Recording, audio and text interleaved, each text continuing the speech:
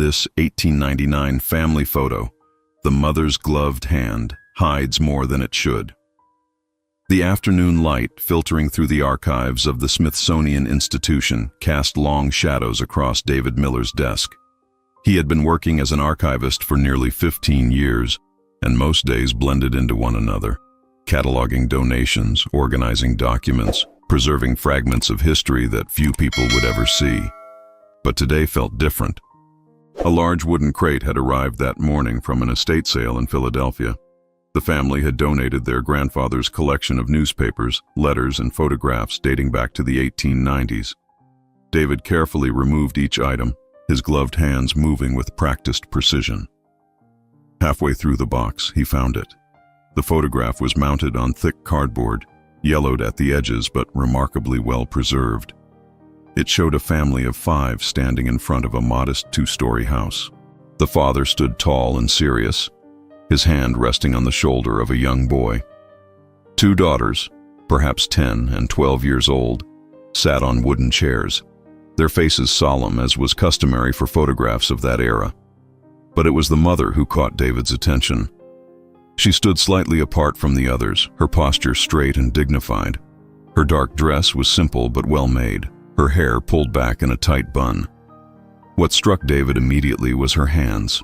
While everyone else in the photograph had their hands visible and relaxed, the mother wore elegant white gloves. In late August, in Philadelphia, David leaned closer, squinting at the details. The gloves seemed oddly formal for what appeared to be a casual family portrait taken in someone's backyard. He could see the texture of the fabric, the slight bunching at the wrists. But more than that, he noticed how the mother held her right hand, slightly behind her left, as if trying to minimize its presence in the frame. He set the photograph aside and continued through the box, finding bundles of letters tied with faded ribbon, newspaper clippings from the Philadelphia Inquirer dated between 1895 and 1902, and a small leather journal with no name on the cover.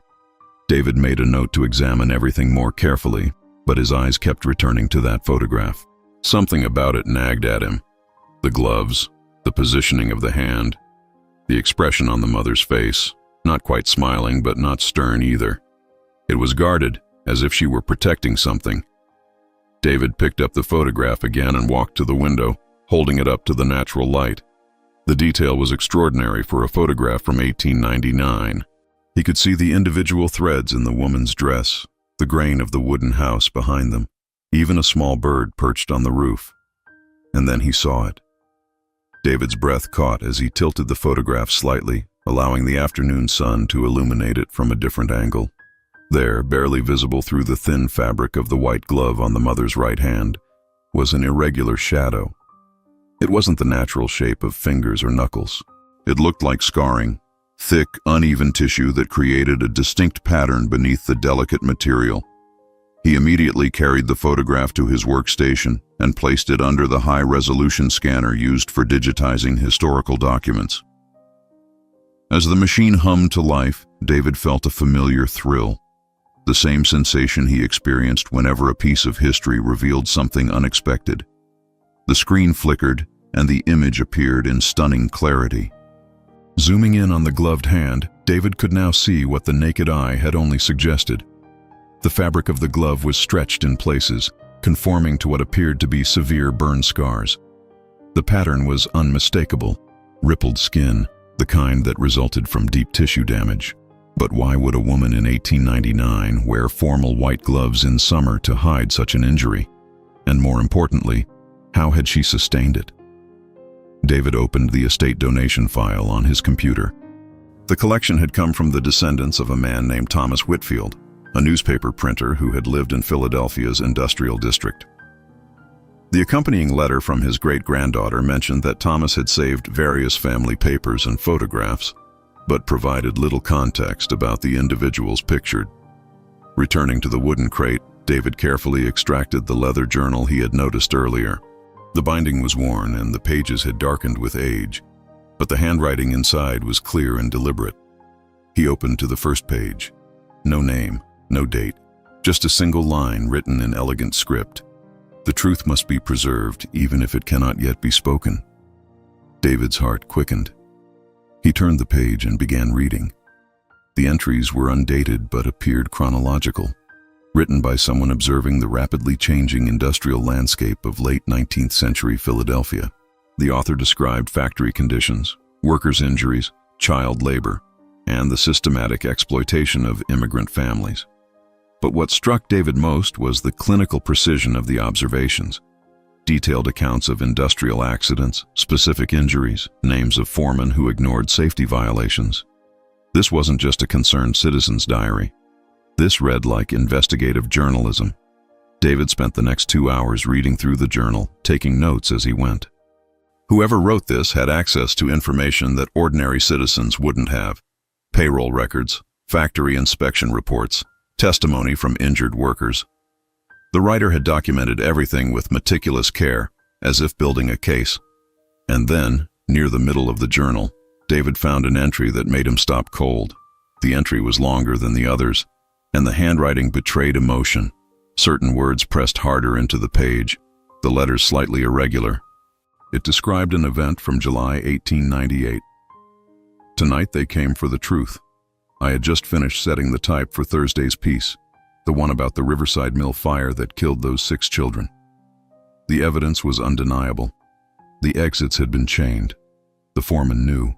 The owners knew. I had their own documents, copied in secret, proving they valued production over human life. I was alone in the press room when I smelled smoke. By the time I reached the door, flames had already consumed the front of the building. Someone had poured kerosene along the base of the walls. They wanted to destroy the press, the evidence, and me along with it. I grabbed what I could, the master copy of the article, the documents, and ran toward the back exit. But the fire moved faster than I expected. A beam fell, trapping my right hand beneath burning wood. The pain was beyond description. I pulled myself free, leaving skin behind, and stumbled into the alley. Thomas found me there, barely conscious. He carried me to Dr. Harrison, who worked through the night to save what remained of my hand. The scarring is permanent, the pain constant, but I am alive, and the truth survived with me. David sat back in his chair, his mind racing. The author of this journal had been targeted deliberately for exposing dangerous working conditions. And based on the photograph, the author was the mother in the white gloves, the woman whose scarred hand she had hidden from the camera, from society, from history. But who was she? David returned to the donation file and pulled up the inventory list. Among the items was a series of newspaper clippings from the Philadelphia Inquirer, all from 1898 and 1899. He spread them across his desk, scanning headlines. Factory fire claims 6 young lives. Calls for industrial reform grow louder. Anonymous editorials shake city leadership. One clipping in particular caught his attention. It was an editorial from September 1898, printed under the byline, "A Concerned Citizen." The piece called for immediate government intervention in factory oversight, citing specific cases of negligence and corporate malfeasance. The writing style matched the journal entries perfectly, precise, unflinching, backed by documented evidence. David pulled up the Smithsonian's database of historical newspapers and began cross-referencing. Between 1895 and 1901, dozens of editorials and investigative pieces appeared in Philadelphia newspapers under various pseudonyms. A Concerned Citizen, an Observer of Justice, a Friend of the Working Class. All of them focused on labor conditions, industrial safety, and corporate accountability, and all of them had the same distinctive voice. Someone had been waging a one-person campaign against industrial exploitation in Philadelphia, publishing under assumed names to protect their identity. And that someone, David was now certain, was the woman in the photograph. The following morning, David arrived at the archives before dawn. He had barely slept, his mind consumed by questions. If this woman had been publishing investigative journalism under pseudonyms, there had to be records, payments, correspondence, something that would reveal her true identity. He started with the most obvious source, the Inquirer's internal records. The Smithsonian had acquired a partial collection of the newspaper's business documents from the 1890s, including contributor ledgers. David pulled the fragile books from climate-controlled storage and began searching through handwritten entries.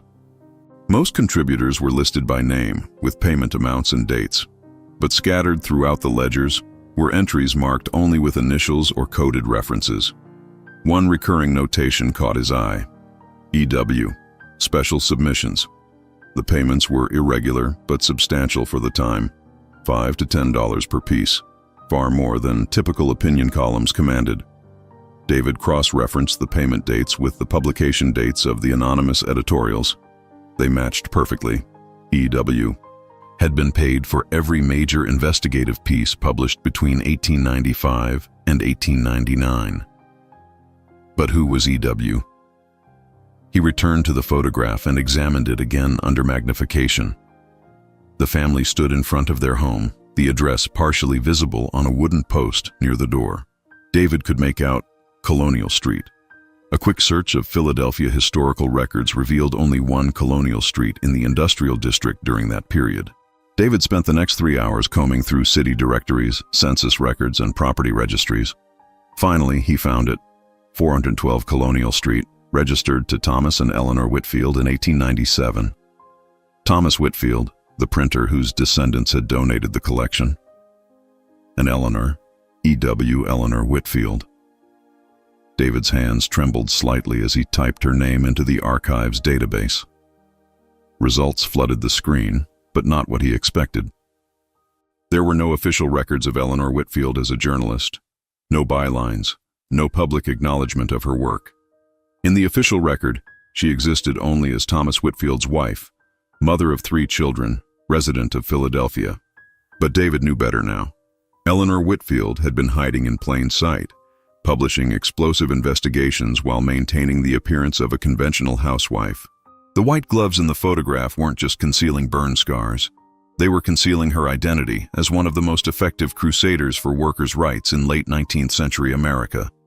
David needed more proof. He needed to find the direct connection between Eleanor and the published articles, and he knew exactly where to look. David requested access to the Pennsylvania State Archives in Harrisburg, where legislative records from the 1890s were stored. If Eleanor's investigative work had influenced policy, there would be evidence in the official proceedings. He took the train west, carrying photocopies of the journal entries and newspaper clippings. The archive building was a massive stone structure, its reading room filled with researchers hunched over document boxes. David submitted his request: all materials related to factory safety legislation between 1895 and 1902. 2 hours later, a cart arrived stacked with leather-bound volumes and file boxes. He started with the legislative session records from 1899. That was the year Pennsylvania passed its first comprehensive factory safety law, requiring emergency exits, fire suppression equipment, and regular inspections. David knew from his research that this legislation had been groundbreaking for its time, but he hadn't known what prompted it. As he read through the committee hearings, a pattern emerged. Multiple witnesses had testified about specific industrial accidents, citing dates, locations, and casualties that matched exactly the cases documented in Eleanor's journal. But the witnesses themselves were workers, union representatives, and clergy, not journalists. Then David found it. Buried in the appendices of the 1899 legislative session was a section titled Submitted Evidence and Documentation. Among the materials were dozens of pages of typewritten testimony submitted anonymously through a lawyer named Robert Morrison. The testimony detailed 15 separate industrial accidents between 1895 and 1898, complete with corroborating documents, payroll records showing child workers, internal memos discussing safety shortcuts, and affidavits from survivors. The quality and comprehensiveness of the evidence was extraordinary. Someone had spent years building this case, gathering proof that would be impossible to dismiss or ignore, and the writing style, even in legal testimony format, was unmistakable. This was Eleanor's work. David photographed every page, his excitement building, but he still needed the final piece, direct proof that Eleanor Whitfield and the anonymous investigator were the same person. He needed something in her own hand, something undeniable. He returned to Philadelphia that evening and went straight to the city's Hall of Records. If Eleanor had interacted with any government office, there would be documentation. He requested marriage records, property deeds, anything bearing her signature. The clerk returned with a thin folder. Inside was Eleanor and Thomas's marriage certificate from 1884 and a property deed transfer from 1897. David pulled out the journal and placed the documents side by side under a desk lamp. The handwriting matched perfectly. The distinctive loops in the capital letters, the slight forward slant, the way certain words were formed. There was no doubt. Eleanor Whitfield had written the journal, submitted the legislative testimony, and authored the anonymous editorials that had shaken Philadelphia's industrial establishment. David knew he needed to speak with Eleanor's descendants. The donation had come from Thomas Whitfield's great-granddaughter, but there might be others who remembered family stories, who had heard whispers of Eleanor's secret work. He found her name in the donation paperwork, Catherine Reed, living in a suburb outside Philadelphia. David called that evening, explaining who he was and why he wanted to speak with her. There was a long pause on the other end of the line. "My great-grandfather never spoke much about Eleanor," Catherine said carefully. "But my grandmother, his daughter, she told me things before she passed, things the family didn't discuss openly." They agreed to meet the following afternoon. Catherine's home was a comfortable brick colonial, its walls covered with family photographs spanning generations. She offered David tea and gestured to the living room, where she had already laid out several items on the coffee table. "After you called, I went through some boxes in the attic," she explained. "My grandmother gave me these years ago. She said they were important, that someone would eventually ask about them." David's heart raced as he examined the items, more photographs of Eleanor, letters addressed to Thomas, and a small metal box locked with a tiny brass clasp. Catherine handed him a key. Inside the box were newspaper clippings, not the published articles but the original drafts, handwritten by Eleanor with edits and corrections. There were also letters from Robert Morrison, the lawyer who had submitted her testimony to the legislature, thanking her for her courage and meticulous documentation. "My grandmother told me that Eleanor was never supposed to be doing any of this," Catherine said quietly. "Women weren't journalists. They certainly weren't investigators going into factories and documenting violations. If anyone had known what she was doing, she could have lost her children. The courts didn't look kindly on mothers who stepped outside acceptable behavior." "So she kept it secret," David said. "She had to." Thomas supported her. He printed her articles, helped her gather information, covered for her when she was out conducting interviews. But they both knew the risk. After the fire, after her hand was burned, things got worse. She couldn't write as easily. The pain was constant. But she didn't stop. Catherine pulled out one more item, a small framed photograph, different from the family portrait David had found. This one showed Eleanor alone, sitting at a desk, her burned hand resting on a stack of papers. She wasn't hiding it. She wasn't wearing gloves. The scars were visible, rippled and severe, and she was looking directly at the camera with an expression of quiet defiance. "This was taken in 1901, Catherine explained, "just for the family." Thomas wanted her to have at least one photograph where she didn't have to hide. As David continued his research, he discovered something that elevated Eleanor's story from local heroism to national significance. Among the legislative testimony she had submitted was evidence about a factory fire in 1897 that killed 12 workers, mostly immigrant women.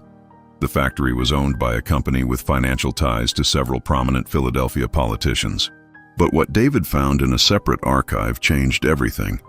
In the Library of Congress, buried in the personal papers of Senator James Mitchell, was a series of letters dated 1899. Mitchell had been a rising political figure, positioning himself for a presidential run. But in early 1899, he had suddenly and unexpectedly become a vocal advocate for labor reform, a dramatic shift from his previous pro-business stance. The letters revealed why. Someone had sent Mitchell detailed documentation of the 1897 factory fire, including evidence that he had received campaign contributions from the factory owners just weeks after the tragedy. The documentation also included testimony from survivors and an analysis of how Mitchell's silence had allowed similar violations to continue unchecked. The letter writer didn't threaten or blackmail. Instead, they appealed to Mitchell's conscience, laying out the human cost of his political calculations. They gave him a choice: champion the reform legislation that was being proposed, or have the evidence made public. Mitchell chose reform. In March 1899, he delivered a landmark speech on the Senate floor, calling for federal oversight of industrial safety. His support proved crucial. The Pennsylvania legislation passed, and within 2 years, similar laws were being debated in legislatures across the country. The letters to Mitchell were signed only with the initials E.W. David sat in the reading room of the Library of Congress, holding photocopies of those letters, and felt the full weight of what Eleanor Whitfield had accomplished.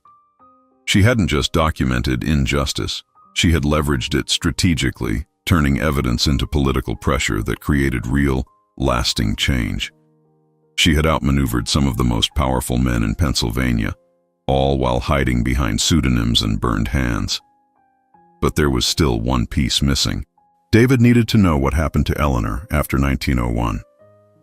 The journal entries stopped that year. The editorials ceased. The legislative testimony dried up. What had changed? David returned to Catherine's home with new questions. She had mentioned that her grandmother had told family stories, and he needed to know how Eleanor's work had ended. Catherine met him at the door with a somber expression. "I've been thinking about your questions," she said. "There's something I didn't tell you before. Something my grandmother made me promise never to discuss while certain people were still alive. But they're all gone now." She led David to her study and pulled out a folder marked with her grandmother's name.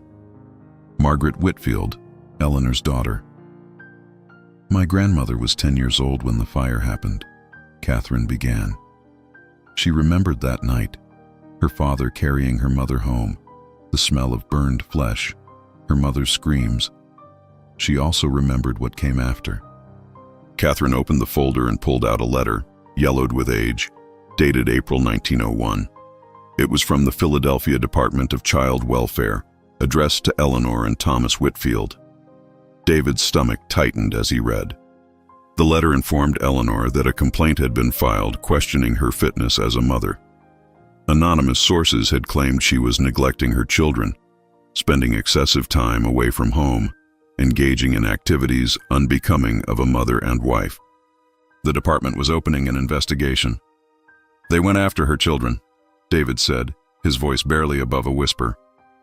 "The factory owners, the politicians she'd exposed, they couldn't attack her directly without revealing why," Catherine explained. "So they used the system against her. They found sympathetic officials who agreed that a woman doing what Eleanor was doing couldn't possibly be a proper mother." The folder contained more documents: interview records with neighbors who had been pressured to testify against Eleanor, reports from social workers who had visited the Whitfield home looking for evidence of neglect. There was nothing substantial.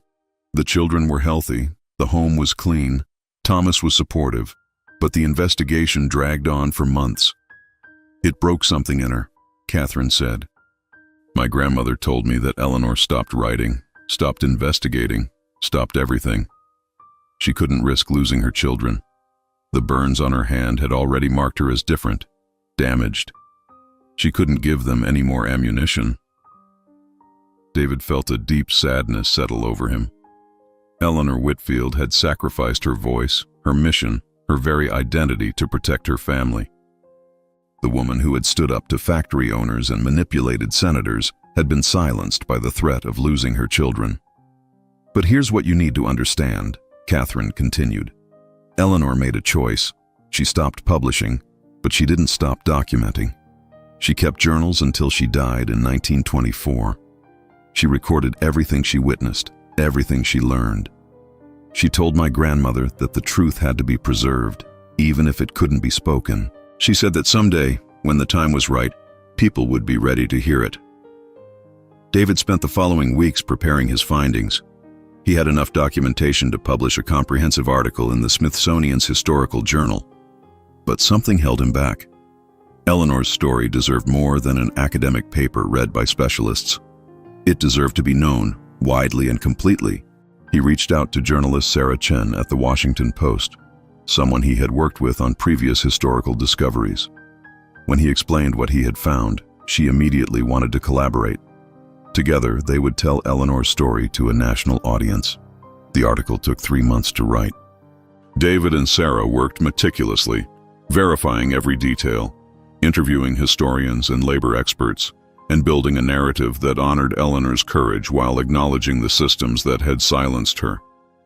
They titled it, "The Woman Behind the White Gloves: How Eleanor Whitfield Changed American Labor Law in Secret."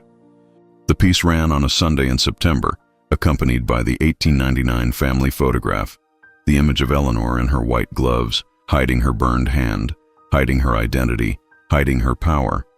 But now, readers knew what those gloves concealed. They knew the price she had paid for speaking truth, and they knew how her silent, strategic campaign had saved countless lives. The response was immediate and overwhelming. Labor historians hailed the discovery as a major contribution to understanding the progressive era. Women's history scholars celebrated finally being able to name a woman who had been written out of the official record. Descendants of factory workers whose lives had been saved by the legislation Eleanor influenced reached out to express gratitude. But perhaps the most meaningful response came from Catherine.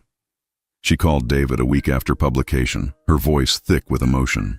"I've been getting messages from family members I haven't spoken to in years," she said. "People sharing stories their grandparents told them, pieces of Eleanor's life we never knew how to fit together.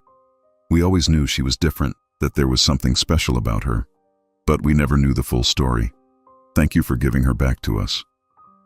David stood in his office at the Smithsonian, looking at the photograph that had started everything. Eleanor Whitfield stared back at him, her expression no longer inscrutable. He could see it now. The determination, the intelligence, the quiet defiance of a woman who had refused to accept injustice, even when speaking against it meant risking everything she loved. The white gloves had hidden her scars, but they couldn't hide her legacy. 6 months after the article's publication, David received an invitation to speak at a labor history conference in Philadelphia.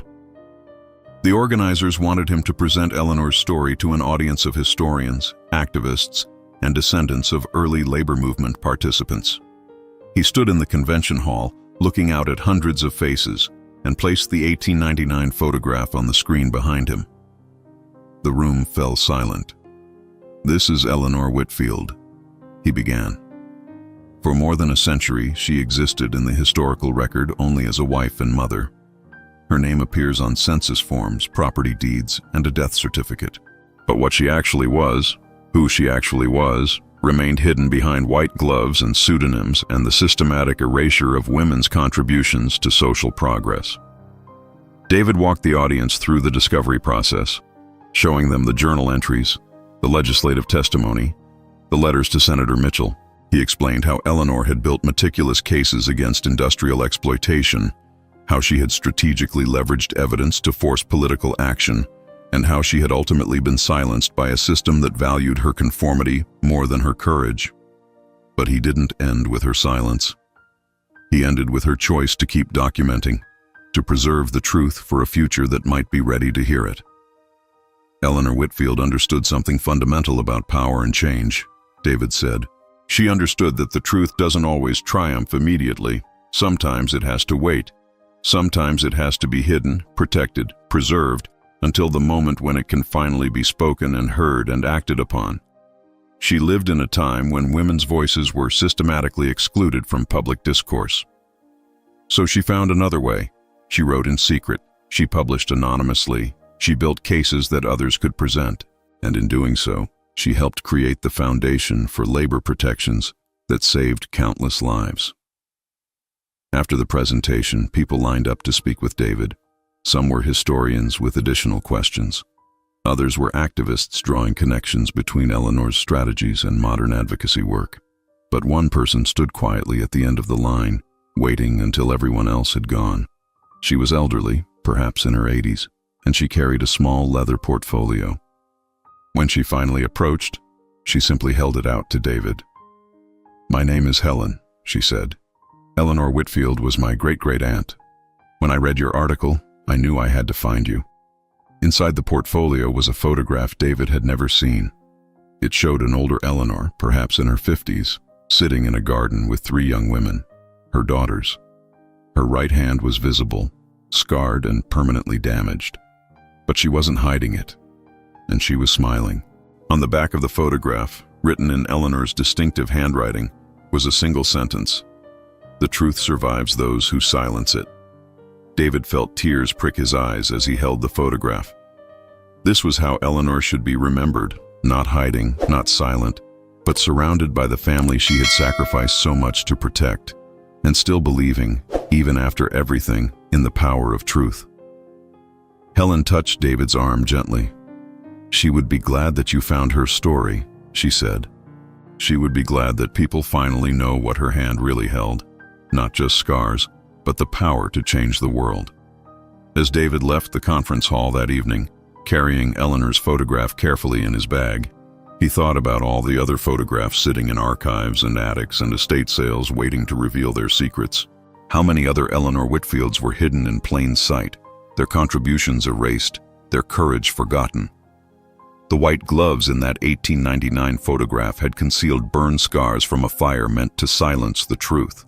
But they couldn't conceal Eleanor Whitfield's legacy, a legacy of strategic courage, meticulous documentation, and the unwavering belief that justice, though delayed, would ultimately prevail. Her hand had written the truth, and more than a century later that truth had finally been spoken.